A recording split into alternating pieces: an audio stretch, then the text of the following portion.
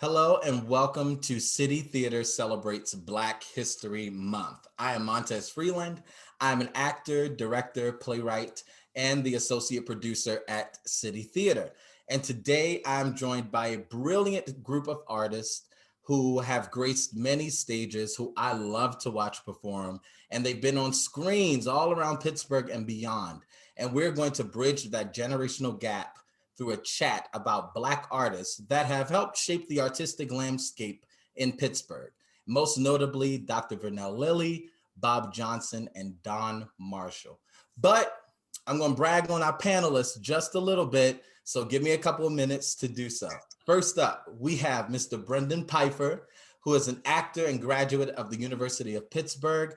Brenden has performed at a number of local theaters, but I think one of his first introductions to the theater community here was his virtuosic turn in I Know Why the Caged Bird Sings. And he played about 10 different characters or something like that, I think. 11, 10, 11. He played 11. But you may have also seen him in City Theater's production of One Night in Miami, directed by Reg Douglas. And he will also be seen in the upcoming feature film House of Stones, for which he is also co-creator and co-producer. Thanks for being here, B. Absolutely, man. It's always a pleasure to be here with you, Tez, and to be with City Theater. Awesome. Next, coming onto your screen is Miss Shakara Wright, who has been on stage since she was a child. And I've been watching her on stage since she was a young person. And she is a graduate of Point Park University and one of the key members, possibly a founding member of the Alumni Theater Company, where she is currently a mentor and the artistic consultant. And you may have also seen her on stage in shows such as Schoolgirls or the African Mean Girls play and Passing Strange. Welcome, Miss Wright. How are you? I am so wonderful. How are you? Thank you for having me. Great. I'm good. Thank you. Thank you for being here. And next, we got a living legend with us today, Miss Etta Cox. Now, we do not have enough time to run down the long, wonderful resume and the awards, but I'm going to try. Okay, so Miss Cox has performed on Broadway in I Love My Wife, the 1940s Radio Hour, and the Me Nobody Knows. Then came to Pittsburgh and took over, and she was named the Pittsburgh Performer of the Year in 1999 and was voted Best Jazz Vocalist in Pittsburgh for 8 consecutive years and have performed in a host of shows at City Theater. Please welcome Miss Etta Cox. Hello. Good to see Hi. you. Good to see all of you. Yes. And we have someone who I'm calling my co-host, the amazingly warm and talented Bria Walker. Bria is an actor, singer, director, and educator, and is the current head of MFA in Performance Pedagogy at the University of Pittsburgh. And I think I first met Bria when we did a show together called The Sisters Gray a while back at the August Wilson Center. But I'm always excited to share the stage or watch you on stage whenever she is performing. And one of my favorites is The Royale, which you did at City Theater. So, hi, Bria. Hi, Tez. How you doing? Good. Miss Cox, you can come back on. Oh, okay. Yeah. Sorry. The gang is all here now. I'm done. I didn't give you intros. I'm over it. It's done. Well, I thank y'all for joining me tonight. And basically, well, before we get into all that, I'm gonna pass it over to Bria. I'm gonna let Bria handle some little fun icebreakers with us. We're going to get started with some questions for our panel, getting to know them a little bit. And I think a fun question we have for y'all is, what Pittsburgh performance has stuck with you as an audience member? And so I know, right?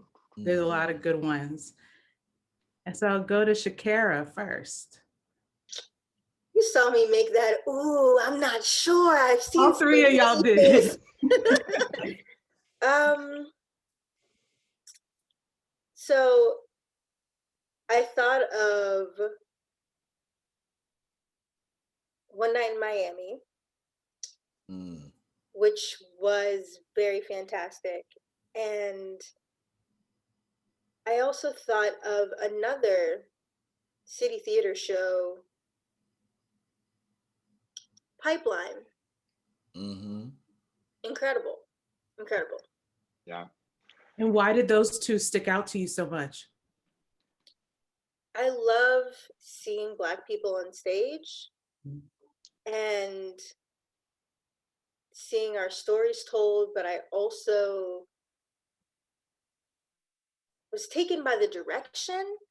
I feel like City Theater always really shows out when it comes to telling a story in a unique and really riveting way that kind of keeps you really close and wanting to know more about the story. So I think that's what it is for me. That's lovely. That's lovely. Miss Etta, what about you? Well, being the senior member here, I'm going to go back a few years. And I do not, and Mark would know the name of the show, but it was with the one-man show with Don Marshall. Robeson. And, was it? Robeson? Yes. I was just totally captivated by his performance. And I have done shows with him over the years, and he was such a great performer. He played my husband, I think, in one of the shows at City Theater called Spunk. Yeah. And we had a great time until he ate all that garlic. But other than that, you know, it was a lot of fun. But he was fabulous. He was fabulous. Yeah. So was it Man Who Lived Underground or Robeson? That's it. Man Who Lived Underground. That's it. That's it. I'm sorry. No, that's fine, because he had two great Man Who Lived Underground. Yeah, which he worked with Mark on. Yeah, that was it. Yeah, he was so good. So good. Yeah, he was. Brenden, how about you? Yes, I gotta go back. I gotta go all the way back to the first professional show that I saw in Pittsburgh, which was at the new Hazlitt or Hazlitt. I'm not from Pittsburgh, so I hear both. I hear both from time to time. Hazlitt. Hazlitt. That's what I'm gonna go with. It was One Flew Over the Cuckoo's Nest with, I want to say, Patrick. Yeah. Cannon. Patrick Jordan. Patrick Jordan. There's two super talented Patricks in Pittsburgh. Right. Patrick Cannon, Right. Patrick Jordan.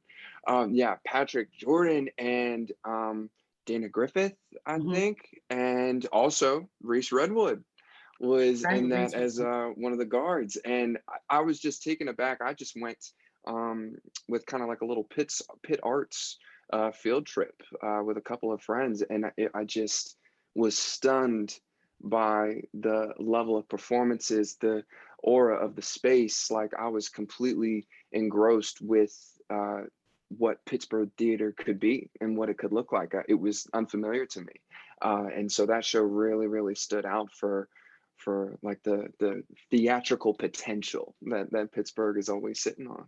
Yeah, that was a bare bones production, and Patrick Jordan, who is the artistic director, is also an alum of Pitt.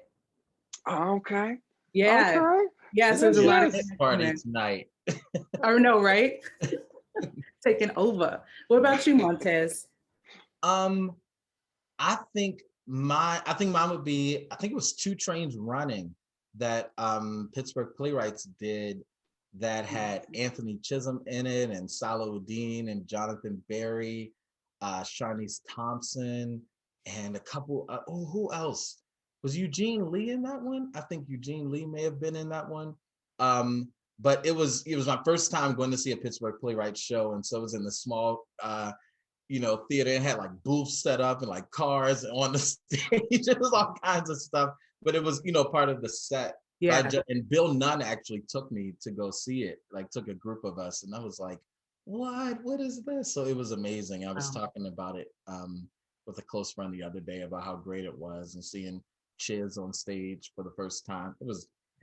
I'll never forget it. Yeah. More legends. Mr. I know. Bill Nunn, you know? Yes, for sure. What about you, Bria?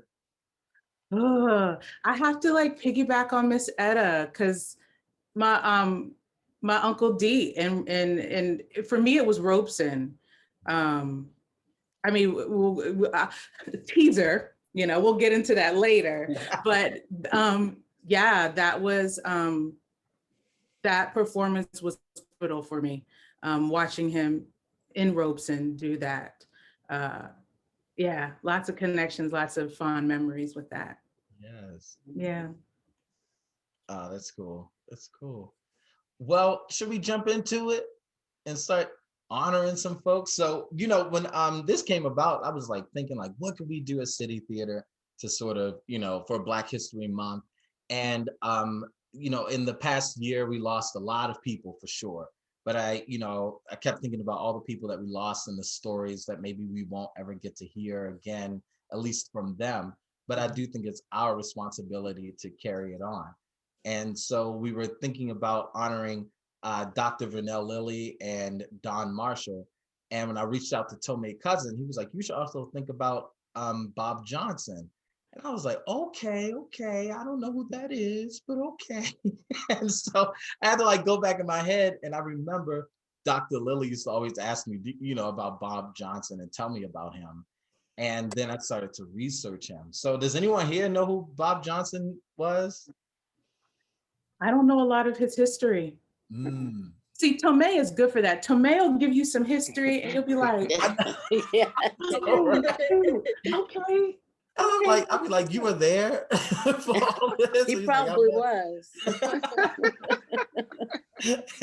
So I just like started looking at Bob Johnson, and I found out he's from New York. He's a director and choreographer, and he trained at, you know, the famed New York school, the High School of Performing Arts, eventually danced with Catherine Dunham, and then was a part of the New York Shakespeare's Festival first production of Hair, and then came to Pittsburgh. And I mean, not just like came, but I think he came to work on something called as a dance consultant for Project Self-Esteem. And that's how University of Pitt, I feel like they should sponsor this tonight for the University of Pitt. I know, right?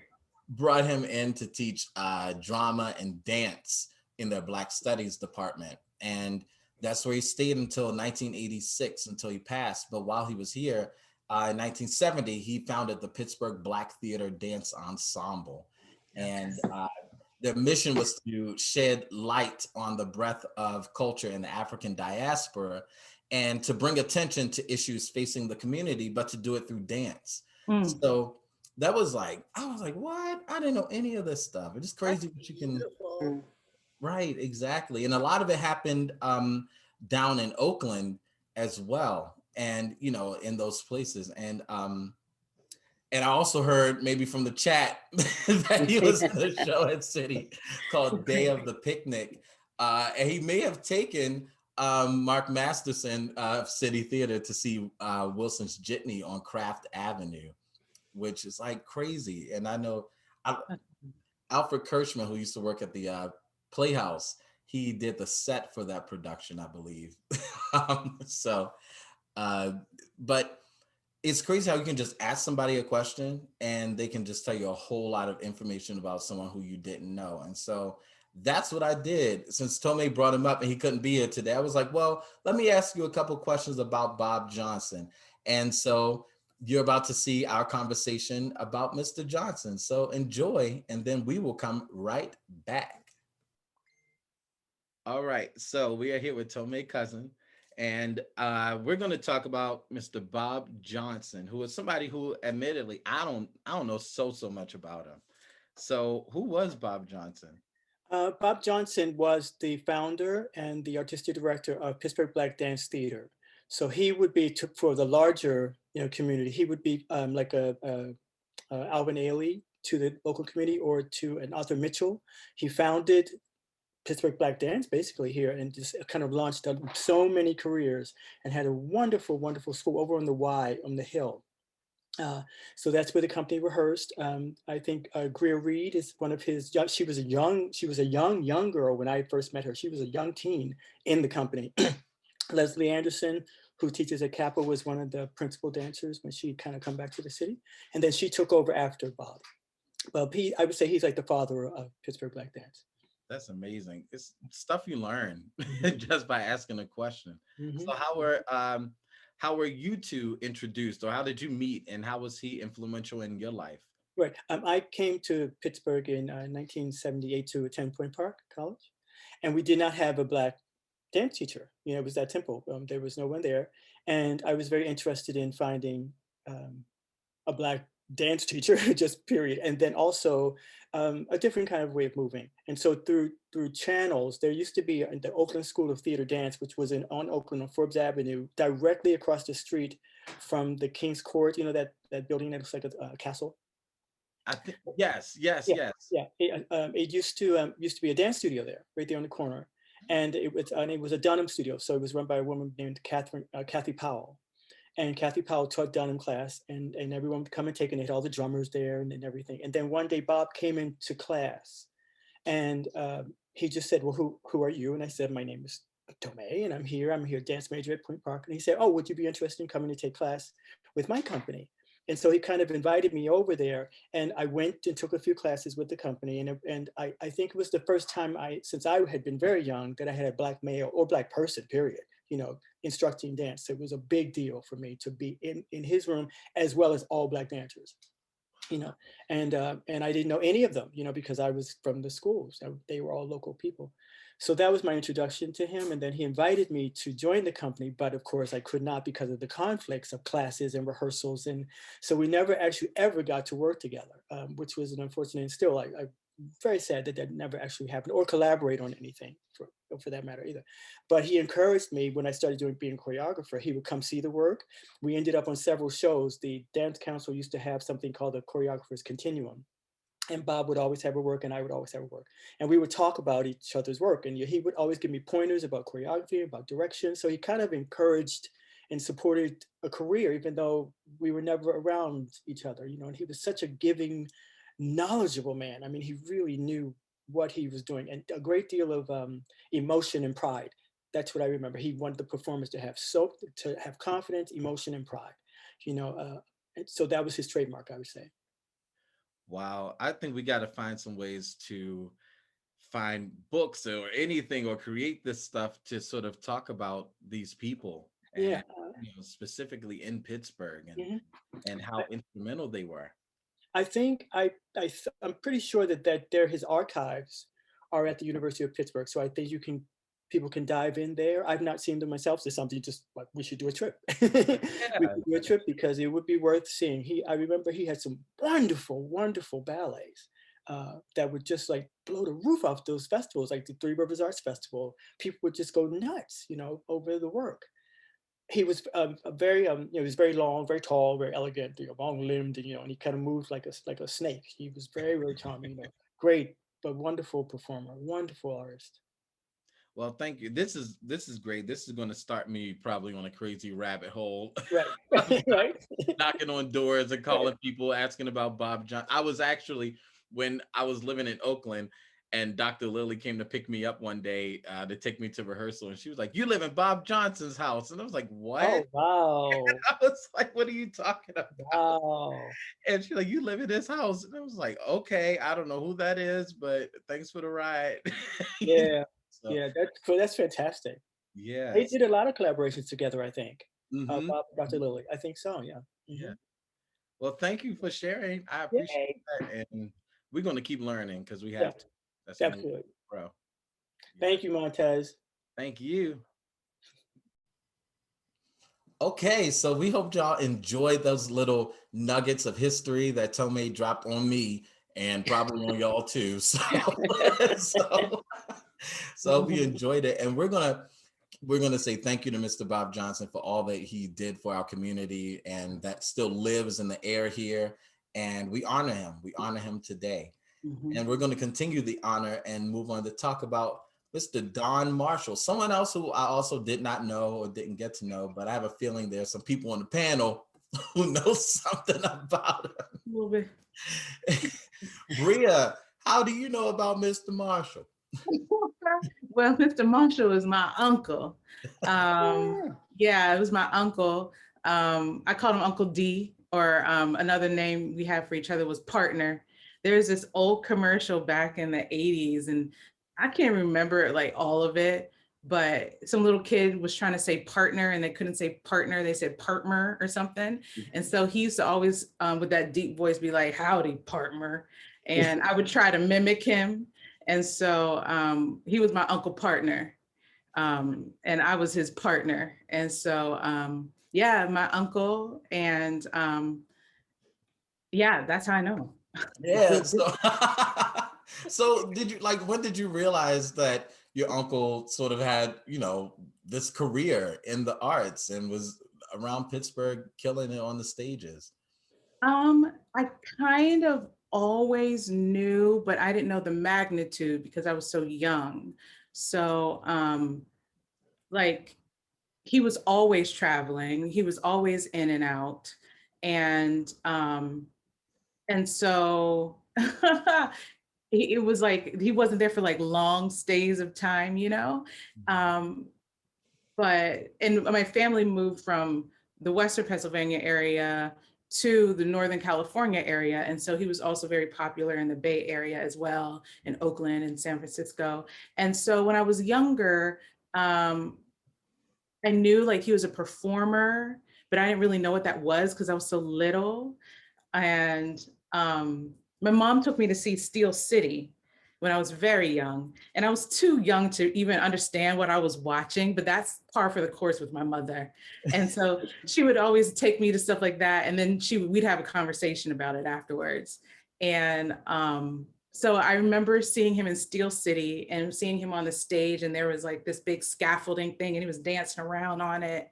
And it really wasn't until I saw him in Robeson that I really understood what he did.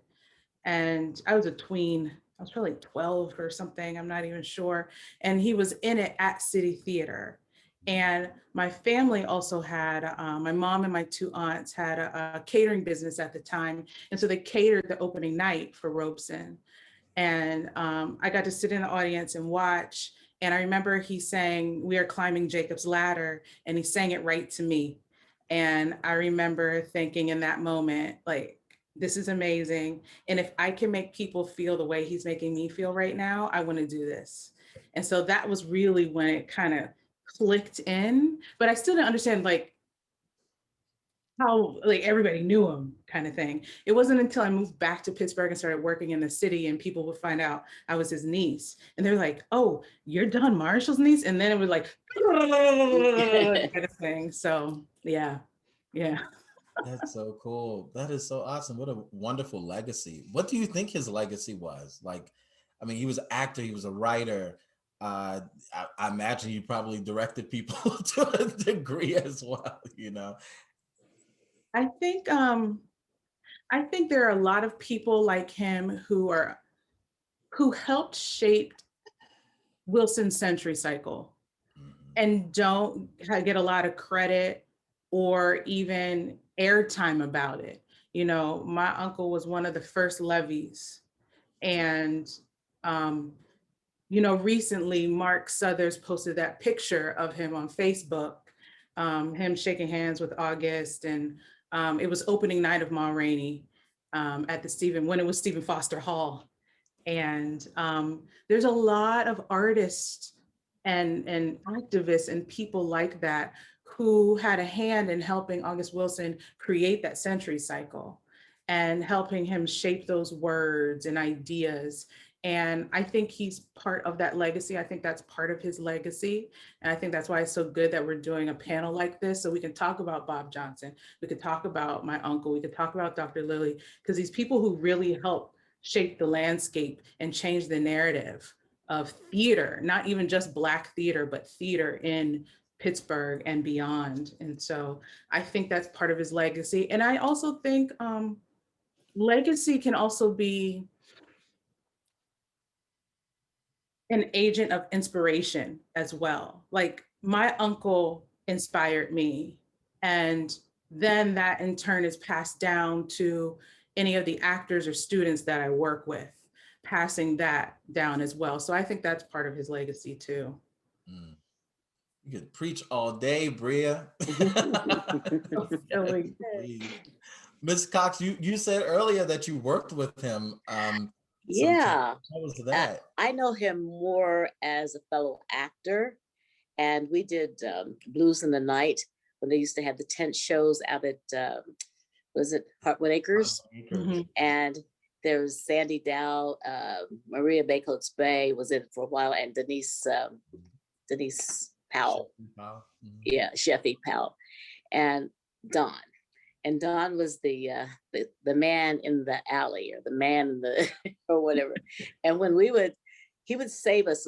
He saved us several times when we kind of lost it on stage, when something would fly in somebody's mouth because it was outside. And Tome Cousin was the choreographer and director for the show.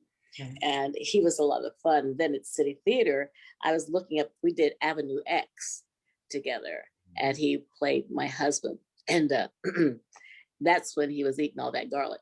And we had to hug, and it was coming out of his pores. And I'm going, oh, Dawn, That's something he would do.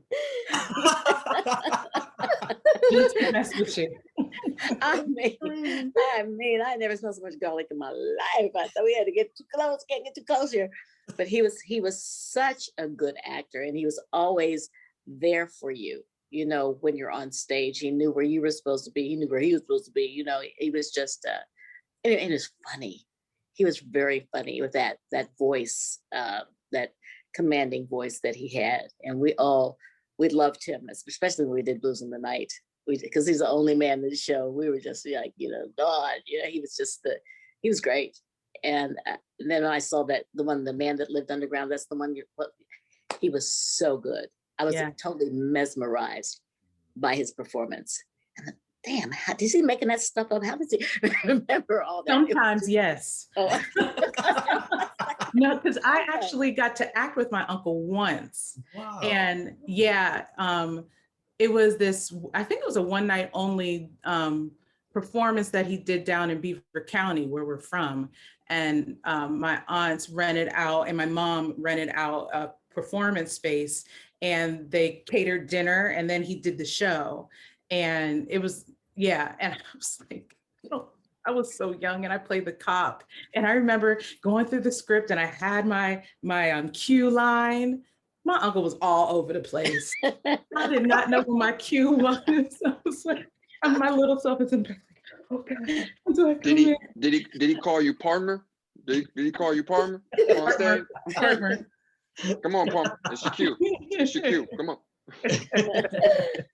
He was good. He was very good. And Underground was, he and Mark created something wonderful with that show. Yeah. It was. Yeah, I learned all about, the shows that he devised and created based off of books and also off of concepts, and, with City Theater and Mark Masterson. And also Tome told me that was the first production he'd ever directed. Was Blues in the Night. He was like, that was it. And he was like, Blues in the Night was Tome's first? Mm-hmm. Oh, wow. He had me dancing and singing all over the place. Well, that's how I met him. I was gyrating things I didn't even know how to gyrate. I mean, it was like really crazy. It was fun. I know Tome when he was a funky monkey. Oh, I'm going way back when we did The Wiz at Walt Harper's Attic, and I was Dorothy in The Wiz, and that goes back to like 1981 or something. And he was still at Point Park. I think he was 19. He and Maria Bacotes Bay, they were very young folks. History. Maya's gonna watch this and he's gonna be like, oh my gosh. And her big mouth, what's she talking about? Yes, and Mr. Marshall was also a Performer of the Year in 1992. And so I mean, look, I know we're talking a little bit about everybody, but this is to encourage the people watching to like go and investigate and to learn about these people, because at this point, all you can do is learn, and it's like learn and then use it, be inspired by it. And the next person is someone who definitely inspired me quite a bit, Dr. Vernell Lilly. So I don't know, Shakira, did you ever get to work with or know Dr. Lilly or see any of Cantu shows growing up in Pittsburgh? I'm not sure. I'm not sure. I'm gonna be honest. I don't know. Yes. So Dr. Lilly was, I mean, you just can't, everything comes to your mind. I think we could say her name, about her, but she came from Texas, I believe, and then started Cantu Repertory Theater on the campus of University of Pitt in 1974. And it lasted until 2013. and it was an African-American run and led, and stories that were told on stage. And I believe that it was started as a platform so that the playwright Rob Penny, who, if you're watching this, look up who Rob Penny is and then have your mind blown. Absolutely. The sheer amount of plays that he wrote. And that was a platform to have his work performed there as sort of a playwright in residence, and sort of born out of the, I think, Black Horizons Theater that he and August Wilson sort of started together. With Sala. Yes, with Saladin. Yes. And then they had the, I believe, the Kuntu Writers Workshop, which lasted for many, many, many years. And so Dr. Lilly and Rob Penny really, that group, she used to always say it was Bob Johnson, Maisha Baton, Charlie Williams maybe, and Rob Penny, and they were, and August Wilson, they were like the writers. They would sit around the table, write stuff, and then put it on. And I think that Kuntu produced Homecoming, which was August Wilson's first play. I believe so. Yeah. Yeah, so it's, I mean, the history of Kuntu. I met Dr. Lilly when I had auditioned for Radio Golf, and she and I had gotten into an argument in the audition room, and while I was auditioning, so I went home and I was like, "Oh my goodness, what was that?" And like a week later, she called me, and I was working in the parking booth at City Theater at the time. You don't work your way up. Well, look, praise him. I'm a testimony. And she was like, "Bring that moxie you had with you at the audition. I want you to play Old Joe." And so I'm like, "What?" And so it was hands down one of the most transformative experiences. I'd never walked on stage in a play and had an audience react like that just by saying August Wilson's words, and to have them, like screaming for the story to not go the way it's got to go, and things like that. And it was just a truly prideful moment, because I came from Black theater. And so to come to Pittsburgh, I had to seek it out. And she was the Mecca. she was the place. Mm-hmm. Did you ever work with her, Bria or Miss Cox? I did, yeah.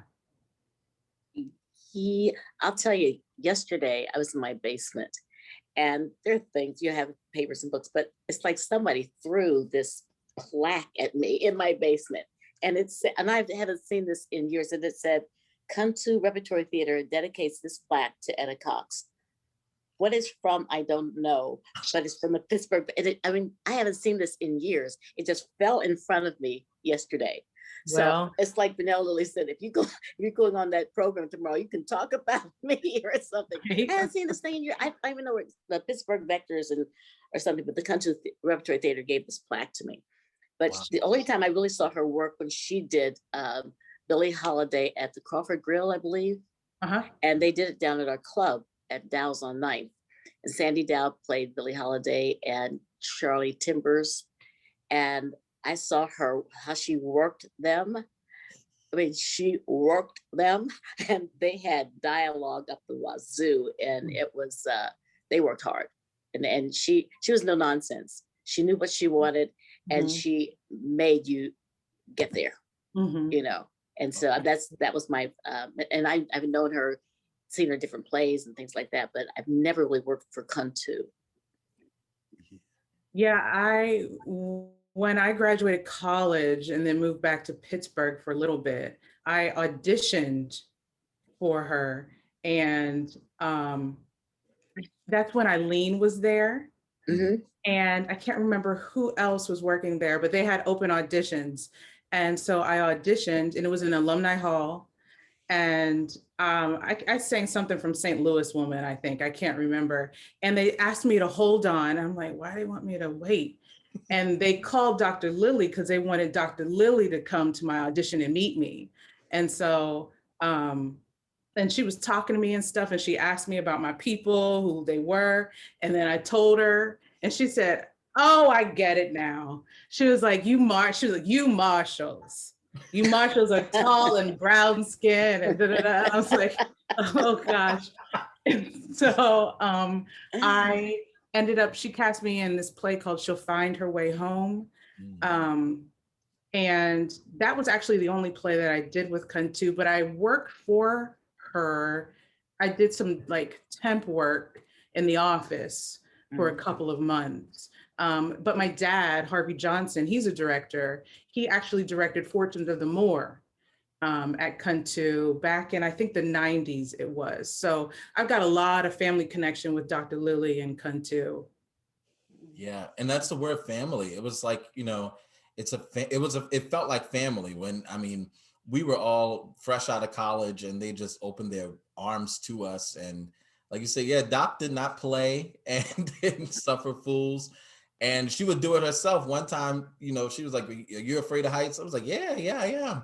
Like, you know, as tall as you are, I'm like, that's why, you know, you added more height to me. It's scary. Brenden knows.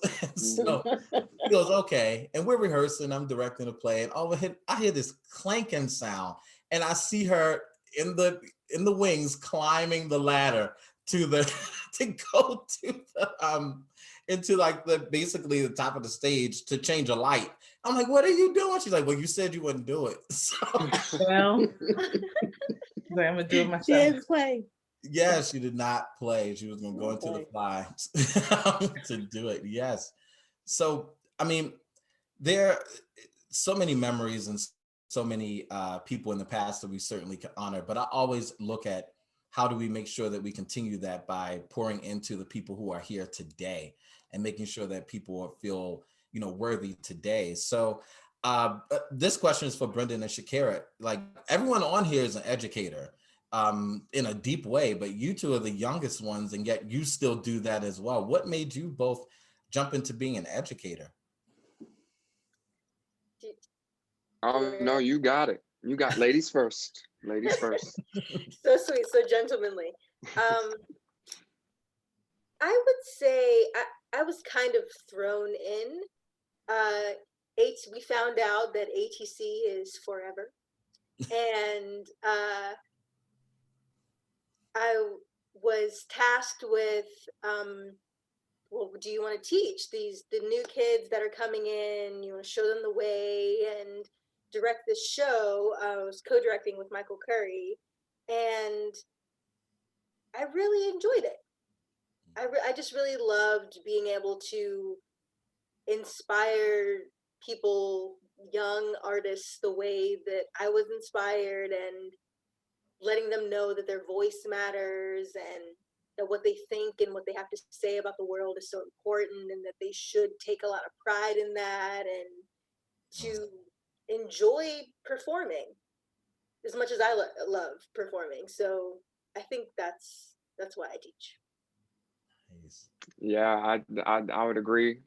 I'd second that. You know, for me, it started with just an understanding and a remembrance for my great teachers that I had all the way up from elementary school to my collegiate days. And a theme that I found in all of them was they just had this incredible ability to make me feel seen and make me feel heard. And that, like Shakira said, you know, I had a voice that didn't need to be quieted. As a matter of fact, I could have projected it more. And they were willing to you know, guide me at times, and also willing to push me at times. And because of that, you know, I was thinking, you know, when I graduated, you know, what is something that I could do directly? And something I learned is that you don't always necessarily use exactly what your degree is for. And teaching was a great way to be able to connect with people. I got my degree in communications, and being able to communicate with kids on a regular basis and help them navigate the world, how they can see the world through their eyes, you know, and help them project their voice was ultimately just kind of, you know, the push I needed to be like, you know what, no, I want to go by Mr. B now instead of Brenden. I think I'm ready to take on that Mr. title. It's all good. Yeah. So, and it's just a blast. I just really like it. It's a lot of fun. Yeah, I did not let students call me Mr. until about 3 years ago. It was new. It was brand new. I mean, like you said, different. It's a mental thing, right? I completely understand. Because it's how you see yourself. And then you get to a point when you're like, no, I put in some time with this and I know what I'm talking about. It's like, no, you gonna call me. This is my preferred name. You gonna call me this. Right. I tried to go real smart with it. So like like having just graduated from college, I went to elementary school. Right. I didn't want to go to high school, because they'd look at me like, bro, you're me. Like, what are you going to tell me to do right now? And I'm like, I mean, I guess, yeah. So, I mean, I went to the little kids because they see me as like just big bro, basically. So Mr. B is a little bit more casual, I think of myself as the like, there's a player's coach. I'm like a student's teacher, like I'm gonna see you talking in the back. I know you're talking in the back, but pay attention. Well, so Brenden, you had, I mean, I wouldn't say unconventional because how we found our way in is how we found our way in. But you found your way into theater. I think, was it in college, like at Pitt, our great sponsor, Pitt? Was it? Yeah. What was that? Yeah, like, yeah, it what was was. that change for you to go like, okay, I'm gonna be an actor. This is what I'm gonna do. Yeah, it was a change. I came to Pitt to be an athletic trainer. I was an athlete in high school and loved sports. I had a couple offers to play college football, but I ultimately put that aside because I wanted to focus on my education and I wanted to push myself. And Pitt was the school that I thought could do that the best for me in terms of just growing. And then I realized very quickly that the sciences weren't for me, and I needed a change. I needed to stay in the city that I had grown to love. And I had an advisor who had seen that I had done one spring musical my senior year of high school, and she threw me into Intro to Performance my first semester, my freshman year. Through there, that professor told me to audition, and I'm thinking like, if I played high school football for 4 years and I can't even play college football, I've never done theater. How am I supposed to do college theater? Like, I was completely daunted at what would that challenge be like? I'm going to be looking at the audience the whole time. I'm not going to be able to do it. And ultimately I decided, I was like, sure, shoot, I'll go through. And I got cast in a production of Rhinoceros. And it was so fun to collaborate again and be a part of a team again. My way into theater ended up being my athletic mentality. Rehearsals became practice, show days became game days. I warm up. Tez, you've seen me. Bria, you probably haven't seen me, but I run the steps. I do my old football warm-ups and my old football stretches pre-show because that's what my body knows as routine.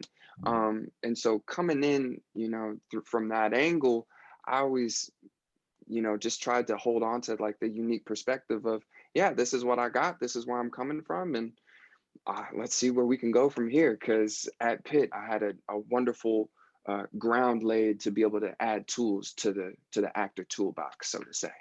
Yeah. It's been something. Thank you for sharing that. I think that's inspiring because I think a lot of people think that, you gotta be born with tap shoes on or something like that in order to, do this.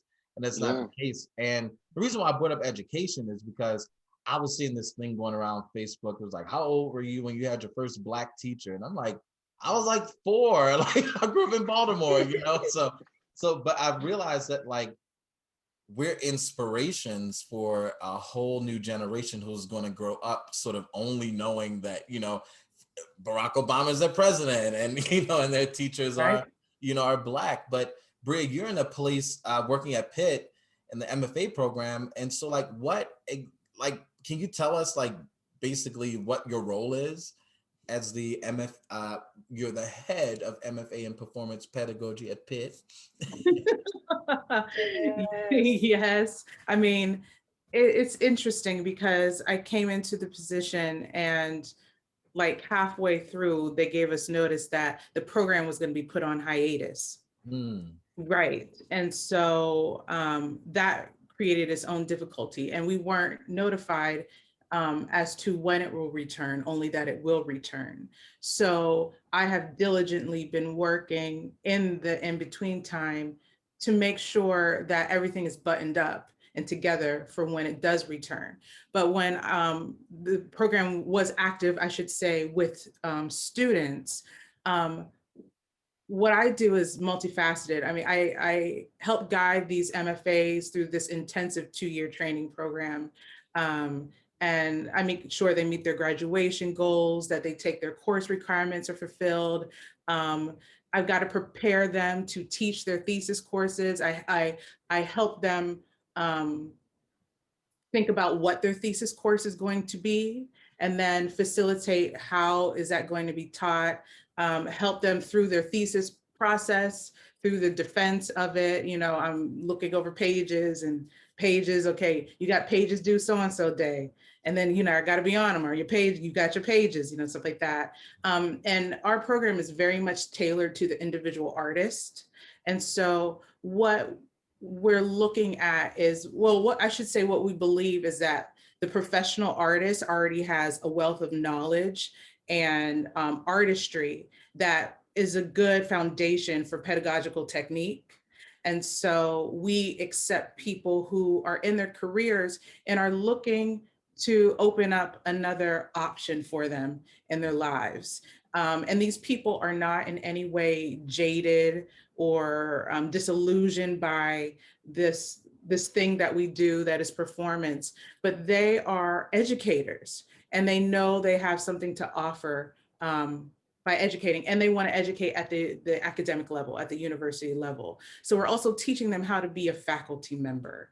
I've helped the students that I helped them through some application processes and things like that. And our program is very much tailored to, because we only accepted 2 students every other year, it's very much tailored to the individual person. So we have a set curriculum, but within that curriculum, there are certain courses that's kind of like, okay, what is your emphasis? What are you passionate about? Okay, now let's dig into that and look at different pedagogical techniques of how to teach that at the university level. And so in a nutshell, you know, among a lot of other administrative stuff that I won't get into, that's kind of like Cliff Notes version of what I do. So like I said, while we're in this downtime, I'm making sure there's like no holes in the curriculum, that all of our matrices are where they need to be with assessment and admissions. So when the university is like, okay, thumbs up, you can start admitting again, we're ready to go. Oh, that's great. So people better be ready to have their applications to go so that they can get that good education. Absolutely. Yes. Ms. Cox, I have a question for you. Do any of your students come in knowing who you are? Like knowing that they're like, No. Oh man, that's probably for the better. That's probably for the better though. No, it's like during the course of the year, they start finding out little things. Or I might do something. They said, Miss Cox, were you in a show? Were you in this movie? My mom was watching this movie and that's Miss Cox, you know, so it's like, you know, they find out and then they Google you. And that's how they find out the different things that I've done, you know, because I never say anything.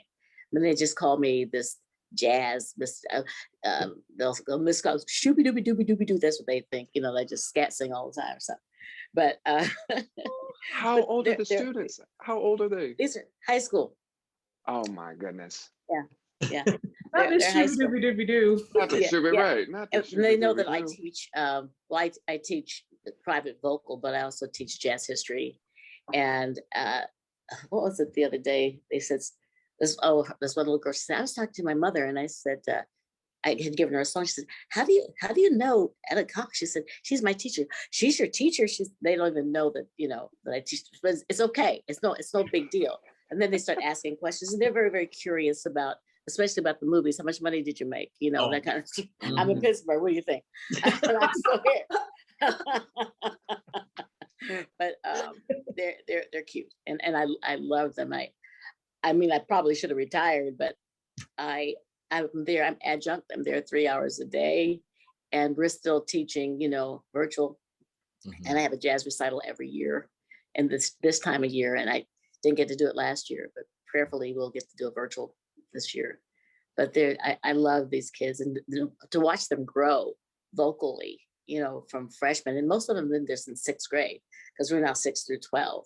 Okay. And they have to audition to get into high school. And even if they got in, they were there for those 3 years, that doesn't mean you automatically get into high school. But we just had auditions, a couple of weeks ago. And I would hope I would live long enough to see what this one kid's gonna do. He was the best audition.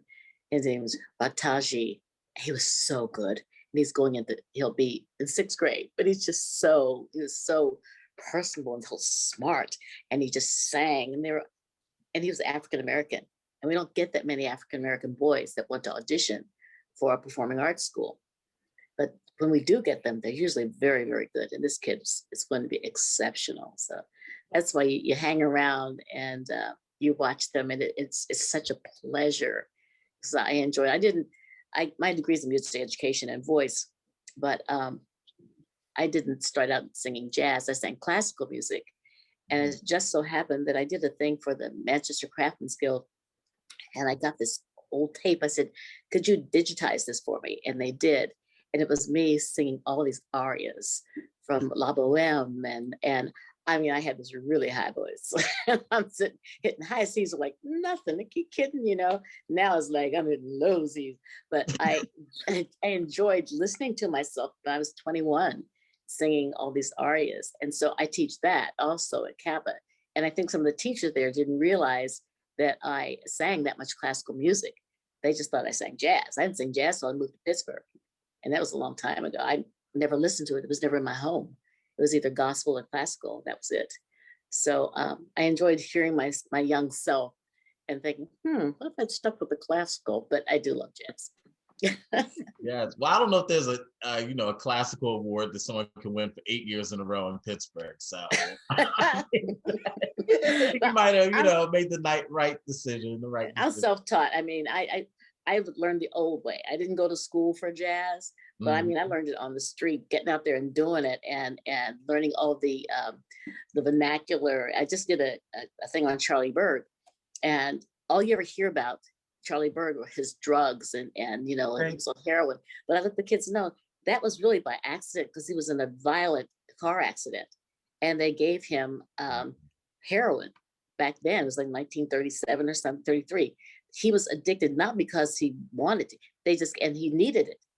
That he died when he was 34. But it wasn't because I'm a musician and I'm going to do drugs. He had to have it because he was in so much pain most of his life. And he was a teenager when he started on the heroin, when he was in that car accident.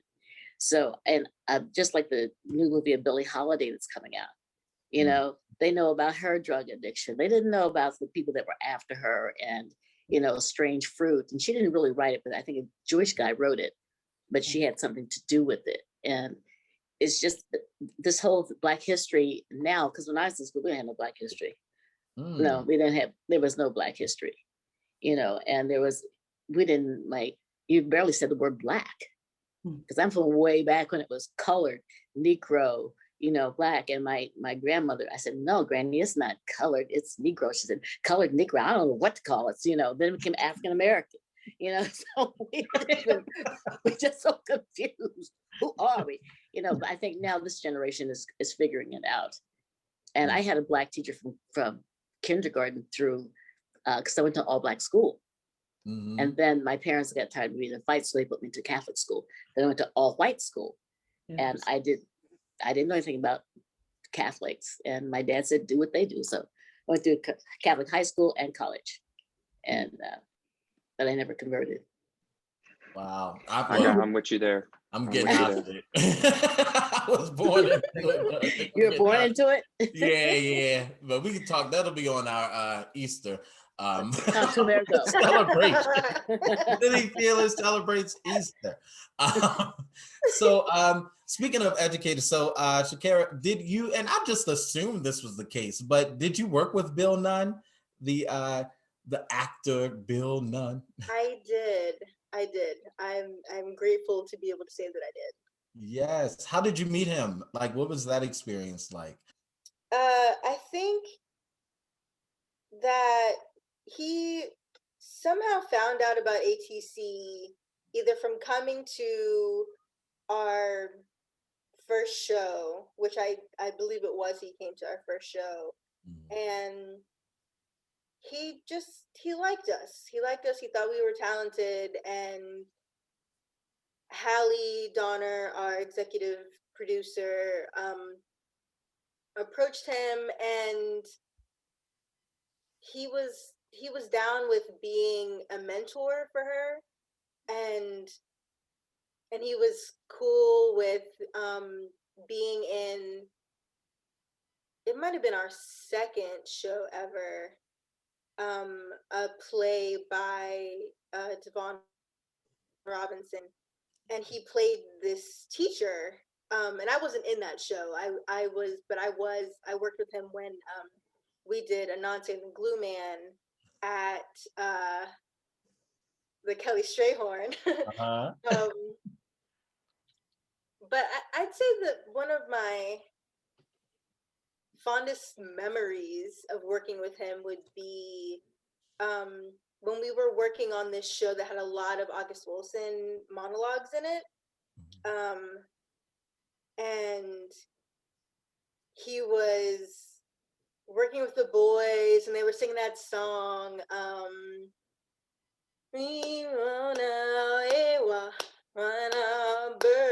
Oh yeah, Berta, yeah. Yeah, love that song. Never knew the words, but he, after they were done and someone did their monologue, he was like, take your moment after, let it saute on their asses. And like, that's just like a famous thing that we sometimes just say every now and then because of Bill and because of that. And he was a really incredibly cool person. So he was just so energetic and inspiring and a real air to be around. Yeah. He really was. I've cracked up when you said Anansi and the Glue Man, because he came to Point Park and did a master class, and we was like, oh snap, the man from Sister Act is here. And so we got to ask him about Whoopi Goldberg. He's like, you asked me about Whoopi Goldberg, I'm standing right here. And he was like, he basically was like, I like y'all. And he came in, directed a May show, but they had their May shows, the two, and then they created one that was specifically going to be just for a Black cast, and Bill was going to direct it. And so we spent, a couple months in rehearsals with him, and it was Anansi and the Glue Man. And we were cast in the show, but then he was like, we're going to have a week of exercises, and I'm going to see which parts you're going to play. So it was like another round of auditions the first week. Then we got the cast list, and I'm like, look down, and I was the Glue Man, and I'm like looking through the script. I'm like, I don't have any lines. He was like, yeah, you're gonna dance. And I was like, I'm a what?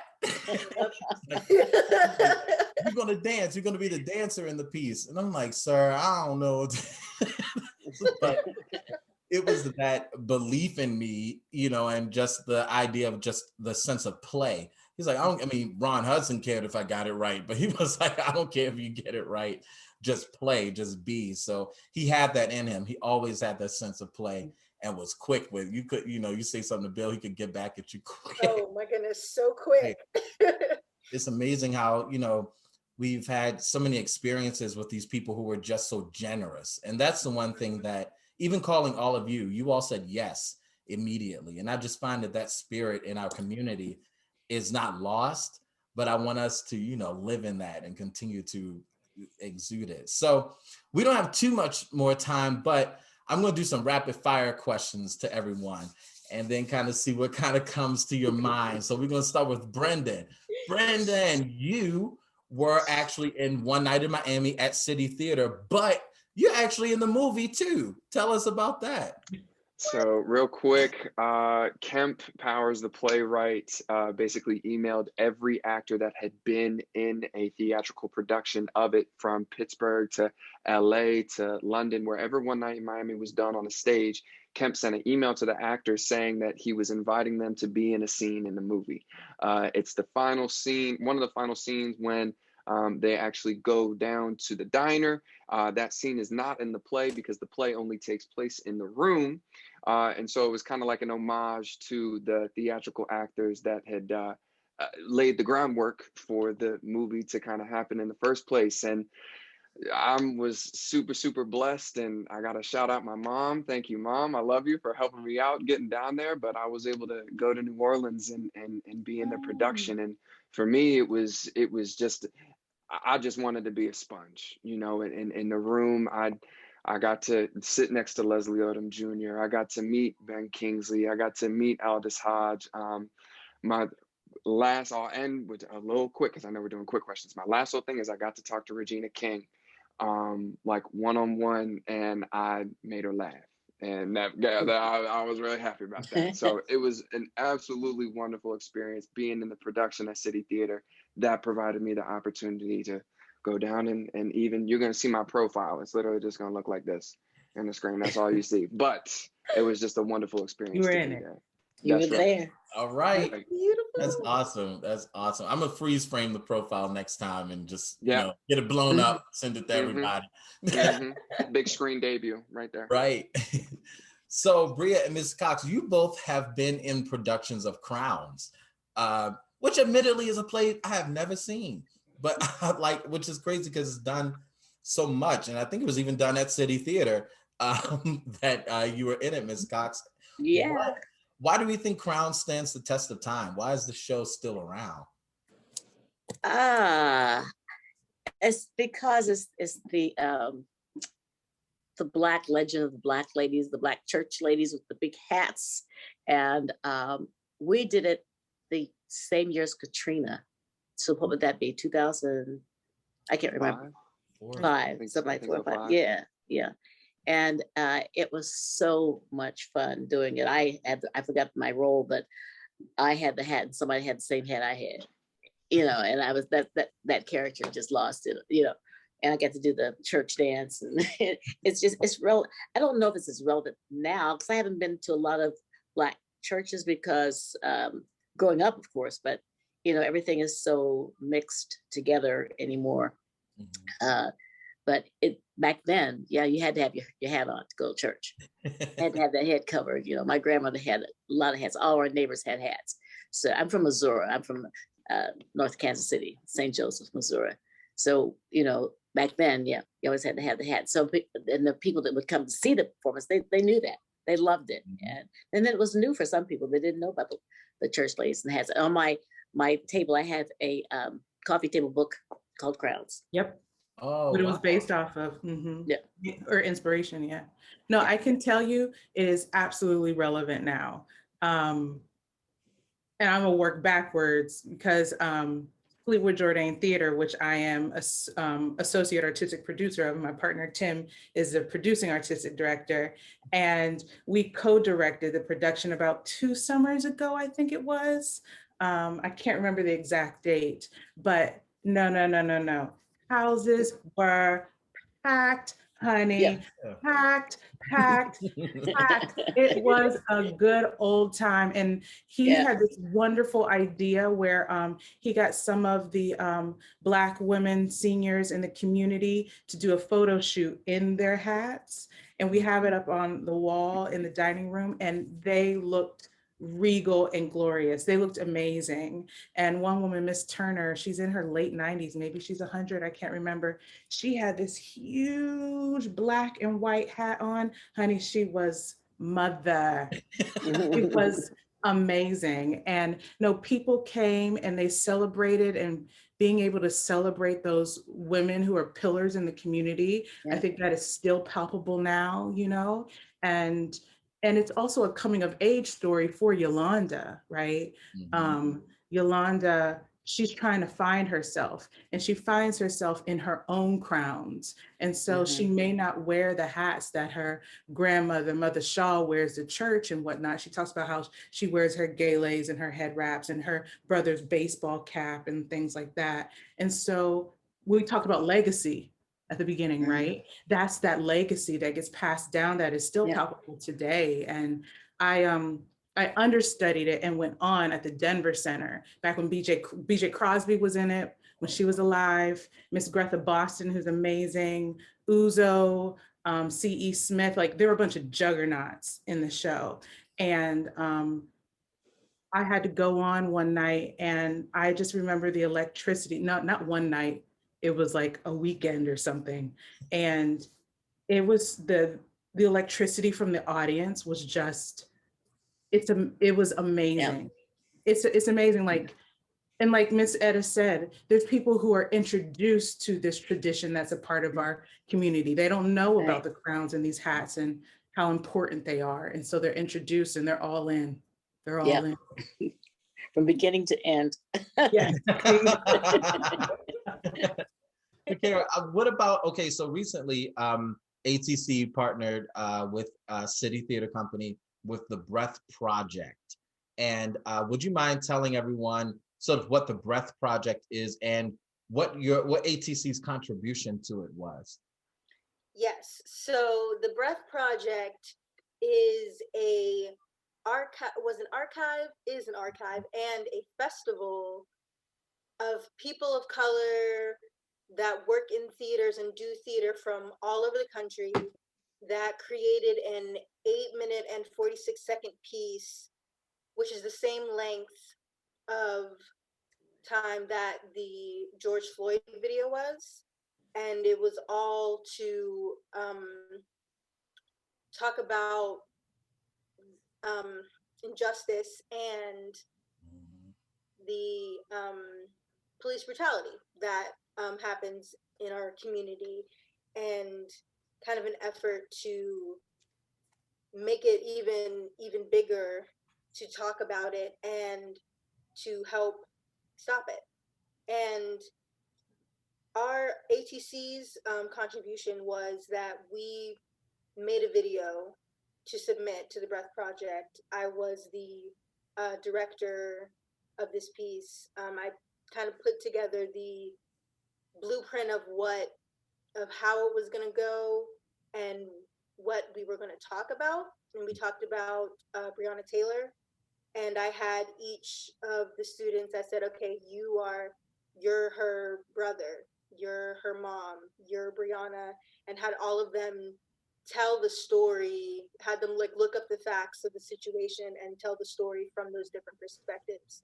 And we pieced it together, and they were amazing. And the Breath Project is amazing. And I encourage people to look into it, into the archive, and watch those videos. And I believe that people can still submit to be a part of the archive, and can possibly submit to get a play that is inspired by the 846 pieces done, when we can be together again and have live theater. Yeah, for sure. Well, I think we're coming up close to it, and I know we had a whole bunch of, I was ambitious with this agenda.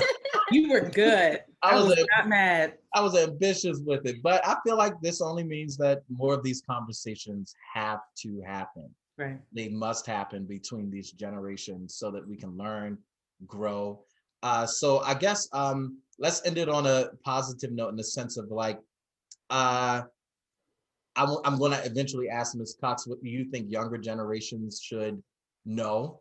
Just, I mean, you think artists, I'm not artists, but what do you think they should know? And then I'm going to ask Brenden and Shakira, what do you need from the generations who've come before you?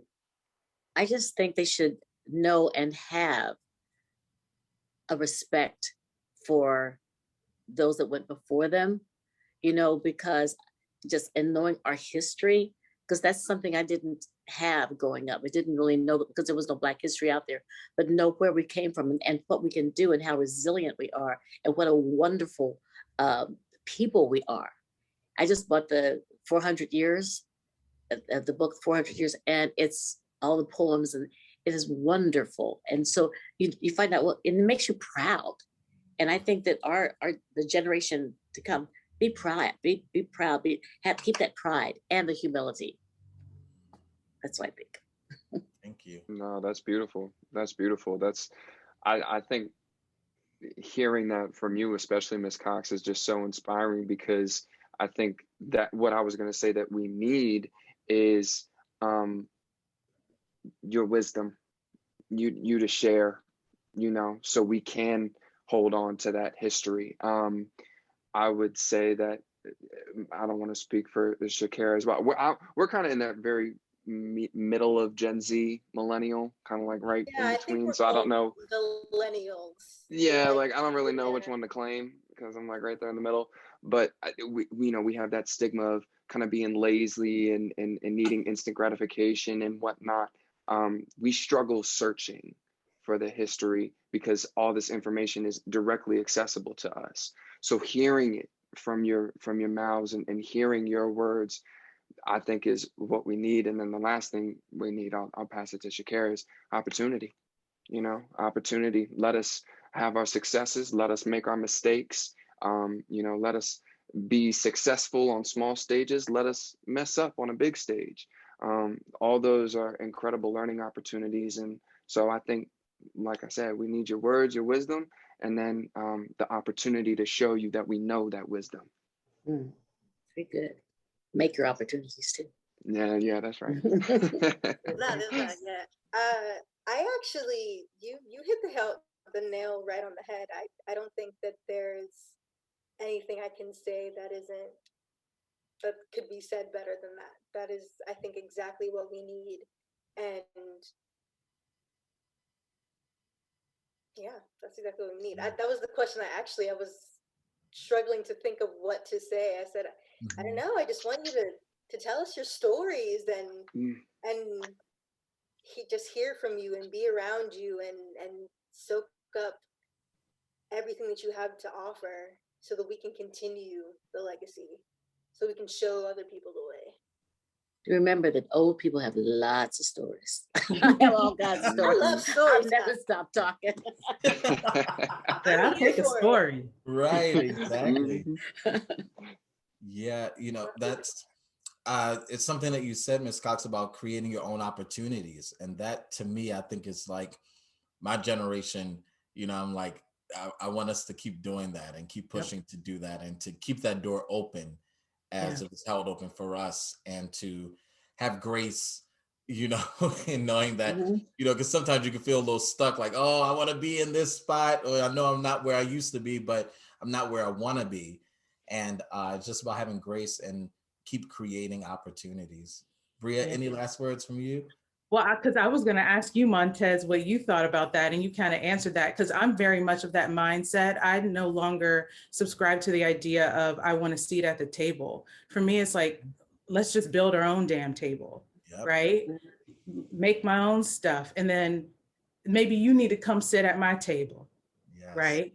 So that's where I'm at. Like, make your own table, make your own work. Don't continually wait for other folks to make opportunity, to make things happen. Just like this panel here, Monteze had an idea and you let it come to fruition, and you put it out there, right? You contacted each of us, and each of us was like, yes, okay, when is it happening? What do you need? Kind of thing, because we all understand the importance of things like this. And so, we're the same age, and I think we're at that stage, the two of us, where it's like, make your own damn table. Make your own damn table. Yes. So thank you all so much for taking the time, for coming out, and for coming out. You're at home. Thank you for thank you for sitting in front of your computer at home and doing this. Thank you to the audience who's watching, for participating. Thank you to the City Theater staff for being so generous, and Mark Masterson who has one day I'm gonna get Mark on Zoom and we're just gonna talk all things city. All the things. Because he has a treasure trove of history regarding city theater and Pitt. And the allies who create some of the lanes and opportunities and who give up their seats.